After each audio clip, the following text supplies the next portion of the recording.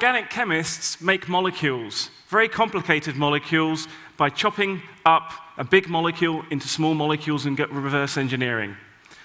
And as a chemist, one of the things I wanted to ask my research group a couple of years ago is, could we make a really cool, universal chemistry set? In essence, could we app chemistry? Now, what would this mean and how would we do it? Well, to start to do this, we took a 3D printer and we started to print our beakers and our test tubes on one side and then print the molecule at the same time on the other side and combine them together in what we call reactionware.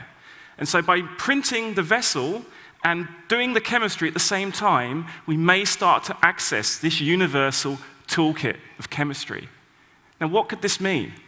Well, if we can embed biological and chemical networks like a search engine, so if you have a cell that's ill that you need to cure or bacteria that you want to kill, if you have this embedded in your device at the same time and you do the chemistry, you may be able to make drugs in a new way.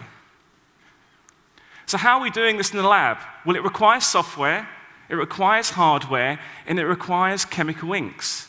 And so the really cool bit is the idea is that we want to have a universal set of inks that we put out with the printer, and you download the blueprint, the organic chemistry for that molecule, and you make it in the device.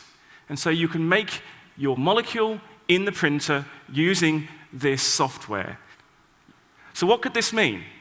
Well, ultimately, it could mean that you can print your own medicine. And this is what we're doing in the lab at the moment. But to take baby steps to get there, first of all, we want to look at drug design and production, or drug discovery and manufacturing. Because if we can manufacture it after we've discovered it, we could deploy it anywhere.